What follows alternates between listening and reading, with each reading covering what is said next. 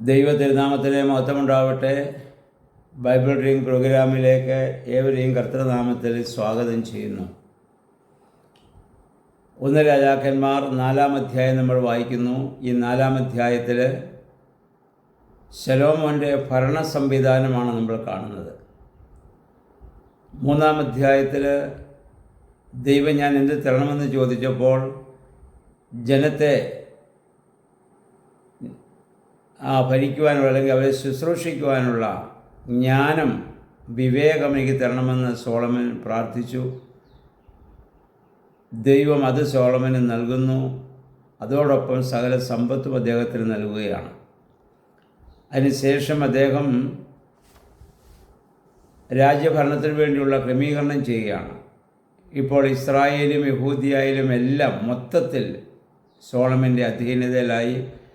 ദാവീദ് വാഴുന്ന സമയത്ത് കുറേ ഭാഗങ്ങൾ അദ്ദേഹത്തെ അനുകൂലിച്ചു, കുറേ ഭാഗം എതിർത്ത കാലഘട്ടമുണ്ടായിരുന്നു. എന്നാൽ ഇന്ന് സോളമന് എല്ലാവരും അധീനപ്പെട്ട് എല്ലാ ഇസ്രായേൽ യഹൂദിയ സമൂഹത്തെ മുഴുവൻ ഒന്നായി ഭരിക്കാനുള്ള വലിയ അവകാശം സോളമന് ഇവിടെ ലഭിക്കുന്നതായി നമ്മൾ കാണുന്നുണ്ട്. അദ്ദേഹം ഭരണ സംവിധാനത്തിനായി കാര്യവിചാരകന്മാരെ, പുരോഹിതന്മാരെ, സൈന്യാധിപന്മാരെ, മേൽവിചാരകൻ, കൊട്ടാര അല്ലെങ്കിൽ കൊട്ടാരത്തിൻ്റെ വിചാരിപ്പുകാരെ, അടിമകളുടെ മേൽനോട്ടം വഹിക്കാനുള്ള ആളുകളെ, അങ്ങനെ എല്ലാത്തിനുമുള്ള ഭരണ സംവിധാനം അദ്ദേഹം ചെയ്തു. 7-ാം വാക്യം നമ്മൾ വായിക്കുന്ന ഓരോ മാസത്തേക്കും രാജാവിനും രാജകൊട്ടാരത്തിലുള്ളവർക്കും ഭക്ഷിക്കുവാൻ തക്കവണ്ണം ഭക്ഷണ സാധനങ്ങൾ എത്തിക്കാൻ തന്നെ 12 പേര് ഓരോ മാസവും ഓരോരുത്തരെ ഓരോ പ്രദേശത്തും കൊണ്ടുവരാനുള്ള സംവിധാനം ചെയ്തു. എന്ന് പറഞ്ഞാൽ എല്ലാ പ്രദേശത്തുമുള്ള ആളുകൾക്ക് രാജാവുമായി ബന്ധമുണ്ടാകാനും അവരുമായിട്ടുള്ള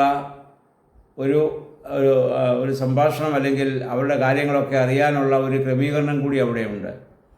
അപ്രകാരമുള്ള വിശാല ഹൃദയത്തോടു കൂടിയുള്ള വലിയ ഒരു ഭരണ സംവിധാനം സോളമൻ ചെയ്യുകയാണ്. എല്ലാ പ്രദേശത്തു നിന്ന് ഭക്ഷണസാധനം കൂടി അവരോടെല്ലാം രാജാവിനൊരു കടപ്പാട്, അവർക്കെല്ലാം രാജാവിനോടൊരു വലിയ ബന്ധം.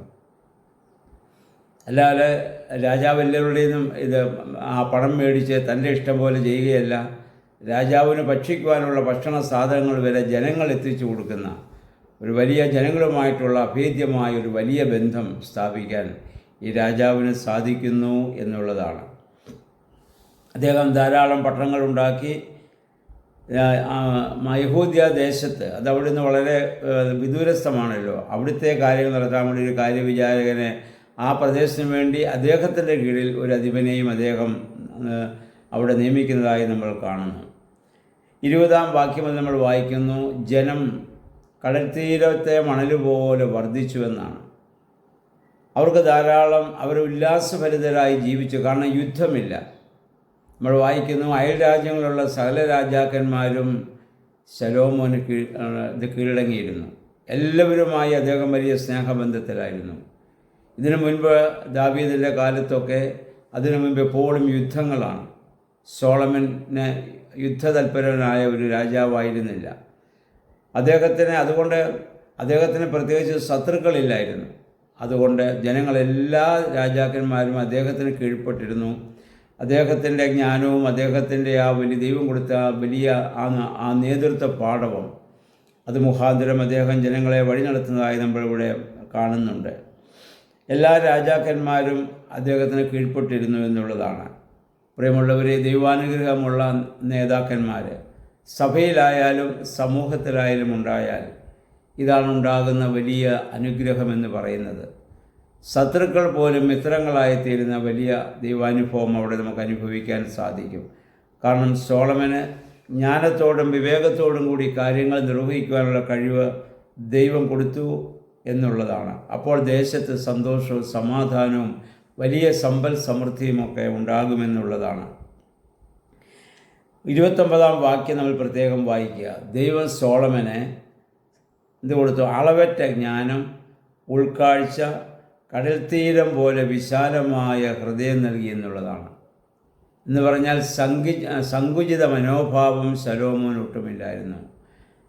അവന് അളവറ്റ ജ്ഞാനം, ഉൾക്കാഴ്ച, കടൽത്തീരം പോലെ വിശാലമായ ഹൃദയം, എല്ലാവരെയും ഉൾക്കൊള്ളാനുള്ള ഒരു ഹൃദയം. ഇന്ന് നേതൃത്വം നൽകുന്നവർക്ക് ഈ ഒരു വിശാല ഹൃദയമോ ഉൾക്കാഴ്ചയോ ഇല്ല. അതുകൊണ്ടാണ് ഇവിടെ ശത്രുക്കൾ കൂടുതൽ അവർക്ക് ഉണ്ടാകുന്നതെന്ന കാര്യം നമ്മൾ മനസ്സിലാക്കേണ്ടതാണ്. നമുക്കറിയാമല്ലോ, അന്ന് അതായത് പിന്നെ നമ്മൾ വായിക്കുന്നു, പൗരസ്ത്യ ദേശത്തെയും ഈജിപ്തിലെയും ജ്ഞാനികളെ അതിശയിക്കുന്നതായിരുന്നു ശലോമോൻ്റെ ജ്ഞാനം.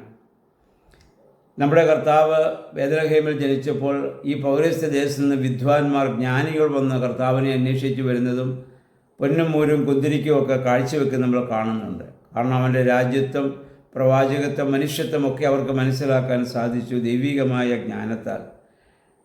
അവർ കിഴക്ക് കണ്ട നക്ഷത്രം നോക്കി യാത്ര ചെയ്തതായി നമ്മൾ വായിക്കുന്നുണ്ട്. അത്രമാത്രം പ്രകൃതിയെയും അതിനുള്ള സകലത്തെയും കുറിച്ചുള്ള വിവേചന ബുദ്ധിയും അറിവും അവർക്കുണ്ടായിരുന്നു. അവരെയൊക്കെ വെല്ലുന്ന രീതിയിലുള്ള ജ്ഞാനവും അറിവും ശലോമോനുണ്ടായി എന്ന് നമ്മളിവിടെ വായിക്കുന്നുണ്ട്. നമുക്കറിയാം, അദ്ദേഹത്തെക്കുറിച്ച് 32 വാക്യങ്ങൾ നമ്മൾ വായിക്കുന്നുണ്ട്. 3000 സുഭാഷിതങ്ങളെ, 1005 ഗീതങ്ങളൊക്കെ അദ്ദേഹം രചിച്ചതായിട്ട്. അങ്ങനെ സുഭാഷിതങ്ങളും ഗീതങ്ങളൊക്കെ രചിക്കണമെങ്കിൽ സ്വസ്ഥതയുള്ള മനസ്സുണ്ടാവണം, സമാധാന അന്തരീക്ഷത്തിൽ ജീവിക്കാൻ സാധിക്കണം. ദാവീദ് 150 സങ്കീർത്തനങ്ങൾ അദ്ദേഹം രചിച്ചു. അത് ഓടിപ്പോയ പോക്കത്തിലും പ്രതിസന്ധി ഘട്ടങ്ങളിലാണ് അദ്ദേഹം ചെയ്തത്. സോളമനെ സംബന്ധിച്ചിടത്തോളം സമാധാനമുള്ളതുകൊണ്ട് ഇങ്ങനെയൊക്കെയുള്ള കാര്യങ്ങൾ ചിന്തിക്കാനും എഴുതാനും വായിക്കാനും പറയാനുമുള്ള വലിയ കഴിവ് അദ്ദേഹത്തിന് അവിടെ ലഭ്യമാവുകയാണ്. നമ്മൾ വായിക്കുന്ന ലെബാനോനിലെ ദേവദാരു പോലെ പായൽ വരെയുള്ള സസ്യങ്ങളെക്കുറിച്ച് ഏറ്റവും മനോഹരവും ഏറ്റവും അത്യുഗ്രവുമായ അല്ലെങ്കിൽ ഏറ്റവും ശ്രേഷ്ഠമായതാണ് ലെബാനോനിലെ ദേവദാരു എന്ന് പറയുന്നത്. അതുമുതൽ കടൽത്തീരത്തെ പായൽ വരെയുള്ള കാര്യങ്ങളെക്കുറിച്ച് ആധികാരികമായിട്ട് സംസാരിക്കാനുള്ള കഴിവ് അദ്ദേഹത്തിനുണ്ടായിരുന്നു. മൃഗങ്ങൾ, പക്ഷികൾ, ഇഴജന്തുക്കൾ, മത്സ്യങ്ങൾ എല്ലാറ്റിനെക്കുറിച്ചും പ്രതിപാദിക്കാനുള്ള കഴിവുണ്ടായിരുന്നു. അപ്പോൾ അന്ന് ഈ മറ്റ് രാജ്യങ്ങളിൽ നിന്ന് ധാരാളം ആളുകൾ അത് കേൾക്കുവാൻ വേണ്ടി വിവിധ രാജ്യങ്ങളിൽ നിന്ന് പണ്ഡിതന്മാരും ജ്ഞാനികളൊക്കെയും ശലോമോനെ കാണാനും കേൾക്കാനും എത്തിയിരുന്നതാണ്. നമുക്കറിയാം, ഹെലനി രാജ്ഞി ശലോമോൻ്റെ ജ്ഞാനം അന്വേഷിച്ച് അത് കേൾക്കാൻ വന്ന കാര്യം മത്തായിയുടെ സുവിശേഷം 12-ാം അധ്യായത്തിൻ്റെ ഒരു 38 മുതലുള്ള വാക്യങ്ങൾ നമുക്ക് കാണാൻ സാധിക്കുന്നുണ്ടല്ലോ. അത്രമാത്രം മറ്റുള്ള രാജ്യത്ത് ധാരാളം ആളുകൾ ശലോമോൻ്റെ ജ്ഞാനം അന്വേഷിച്ച് അദ്ദേഹത്തെ കേൾക്കുവാൻ അവിടെ കടന്നു വന്നിരുന്നതായി നമ്മൾ വായിക്കുന്നുണ്ട്. പ്രിയമുള്ളവരെ, ഇപ്രകാരം സങ്കുചിത മനോഭാവമില്ലാത്ത വിശാല ഹൃദയമുള്ള ജ്ഞാനമുള്ള നേതാക്കന്മാർ സഭയിലും സമൂഹത്തിലും ഉണ്ടാകാൻ നമുക്ക് പ്രാർത്ഥിക്കാം. നമുക്കും അങ്ങനെയുള്ളൊരു മനോഭാവം ഉണ്ടാകണം. സങ്കുചിത മനോഭാവം പൈശാചികമാണ്, വിശാല ഹൃദയമാണ്.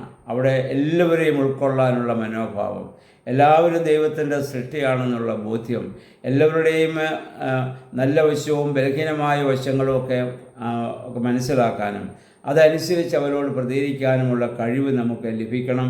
അതിനുവേണ്ടിയാണ് നമ്മൾ പ്രാർത്ഥിക്കേണ്ടത്. ദേവാലയം നമ്മൾ വായിച്ച യോഹന്നാൻ്റെ സുവിശേഷം 6-ാം അധ്യായത്തിൻ്റെ 25 മുതലുള്ള വാക്യങ്ങളാണ്. കർത്താവ് ഒരിക്കൽ 5 അപ്പം കൊണ്ട് 5000 പേരെ അല്ലെങ്കിൽ സംതൃപ്തരാക്കിയ ശേഷം പിറ്റേ ദിവസം ശിഷ്യന്മാരോട് പറയാതെ വേറെ ദേശത്തേക്ക് പോയപ്പോൾ ജനം പിറ്റേ ദിവസം മുതൽ യേശുവിനെ പ്രഭാതം മുതൽ അന്വേഷിച്ചാൽ നമ്മൾ കാണുന്നുണ്ട്. ഉച്ച കഴിഞ്ഞപ്പോൾ കർത്താവിനൊരു പടകിൽ കണ്ടെത്തി അവർ വളരെ പരിഭവത്തോടും ദുഃഖത്തോടും പറഞ്ഞു, നീ ഞങ്ങളോട് പറയാതെ പൊക്കളഞ്ഞത് എന്താണ്? യേശുവോട് പറഞ്ഞു, സത്യമായി ഞാൻ നിങ്ങളോട് പറയുന്നു, നിങ്ങൾ എന്നെ അന്വേഷിക്കുന്ന അടയാളം കണ്ടതുകൊണ്ടല്ല, അപ്പം തിന്ന് തൃപ്തരായതുകൊണ്ട്. എന്ന് പറഞ്ഞാൽ തലേ ദിവസം അപ്പം തിന്ന് സംതൃപ്തമായതുകൊണ്ട് ഇനി അന്വേഷിച്ചാൽ ഭൗതികമായ അപ്പം ലഭിക്കുമെന്നുള്ള പ്രതീക്ഷയോടുകൂടി മാത്രം ദൈവത്തെ അന്വേഷിക്കുന്ന നമുക്കും പലപ്പോഴും നമ്മളും ദൈവത്തെ അന്വേഷിക്കുന്ന ഈ ഒരു മനോഭാവത്തോടു കൂടിയാണല്ലോ, ഭൗതികമായതിനു വേണ്ടി മാത്രം. അതിൽ നിന്ന് വ്യത്യസ്തമായി അടയാളങ്ങളും അത്ഭുതങ്ങളും അല്ലെങ്കിൽ ദൈവത്തെ കാണുവാനും അറിയുവാനുമുള്ള മനോഭാവം നമുക്കുണ്ടാകണം. അപ്രകാരമുള്ള ജ്ഞാനത്തിനു വേണ്ടി, വിവേകത്തിനു വേണ്ടി ദൈവസ്ഥലത്തിൽ നമുക്ക് പ്രാർത്ഥിക്കാം. അതുകൊണ്ട് കർത്താവ് പറഞ്ഞു, മുന്നമേ അവൻ്റെ രാജ്യവും നീതിയും അന്വേഷിപ്പീൻ, അതോടൊപ്പം നിങ്ങൾക്ക് സകലവും ലഭിക്കുമെന്ന് കർത്താവ് പറഞ്ഞപ്പോൾ എപ്പോഴും നമ്മൾ ഓർക്കുക. അതുകൊണ്ട് ആ ജ്ഞാനത്തിനു വേണ്ടി, വിവേകത്തിനു വേണ്ടി, സമാധാനത്തിനു വേണ്ടി ദൈവസ്ഥലത്തിൽ നമുക്ക് പ്രാർത്ഥിക്കാം. ദൈവമേ, പരിശുദ്ധാത്മാവേ, അതിന് ഞങ്ങളെ ശക്തീകരിക്കണമേ എന്ന് നമുക്ക് പ്രാർത്ഥിക്കാം. എല്ലാവർക്കും നല്ലൊരു ശുഭദിനം ആശംസിക്കുന്നു. ദൈവനാമം മാത്രം മഹത്വപ്പെടുവാൻ ഇടയാവട്ടെ.